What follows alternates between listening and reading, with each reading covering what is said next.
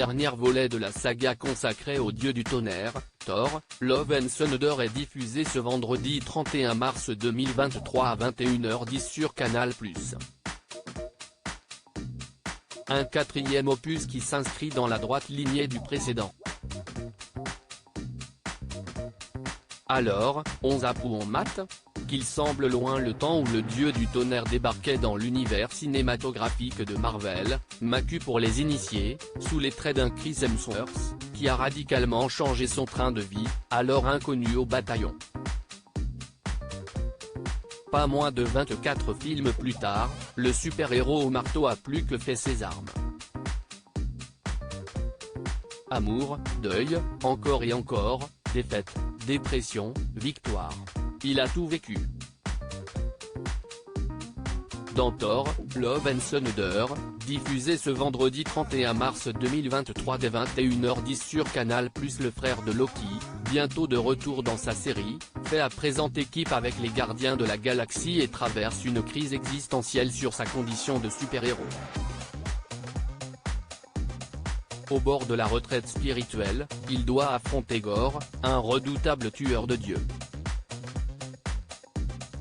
Plus gros succès de la saga en France avec près de 3 millions d'entrées en salle, ce quatrième volet suit le sillon tracé par son prédécesseur, jouant particulièrement sur la carte de l'humour. Un ex-Batman et un Gladiator aujourd'hui, les studios Marvel attirent sans peine les stars hollywoodiennes. Love and Thunder n'a pas à rougir de ce côté-là. Christian Bale se glisse ainsi sous les traits d'un antagoniste très humain, passant du côté obscur lorsque le dieu qu'il vénérait laisse sa fille mourir. Russell Crowe campe un Zeus extravagant. Mais surtout, Thor peut compter sur l'aide de Jane Foster et Valkyrie. Des personnages féminins puissants et forts que Nathalie Portman et Tessa Thompson prennent un malin plaisir à incarner. Dans cette cour de stars, les enfants de l'actrice oscarisée pour Black Swan ou de Christian Bale passent une tête. La fille de Chris Hemsworth joue quant à elle celle de Gorr, alors qu'un de ses fils apparaît brièvement en Thor enfant. Les chèvres de Taylor Swift, les héros grecs ont Pégase. Dans la mythologie nordique, Thor a Tangrisnir, qui montre ses dents, et Tanjostre, qui fait grincer ses dents. Deux boucs qui tirent son chariot et le transportent d'astre en astre. Ici, le dieu du tonnerre reçoit ces deux énormes chèvres en cadeau après ses exploits sur une planète. La trouvaille réside dans le cri strident à la fois insupportable et hilarant qu'elles émettent en permanence. À quelques tessitures des premières secondes du I Feel Good de James Brown, ce bruit sourd vient directement de Taylor Swift et d'une vidéo devenue virale avec la chanson Trouble.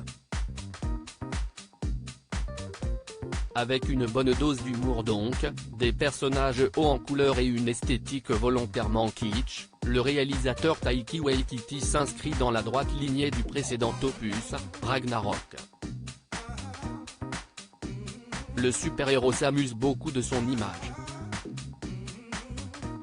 Seul bémol, à trop verser dans l'autodérision, Thor devient une caricature de lui-même. Dommage pour un personnage aussi surpuissant. Thor, Love and Thunder est disponible sur le site de Canal+.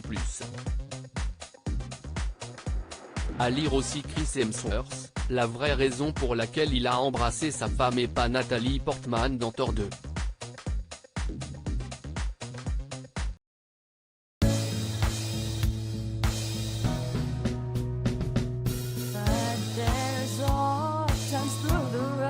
I think you can let me know. Sit down, sit back, let me help you out. Just step back, you seek, so I see you out there's on your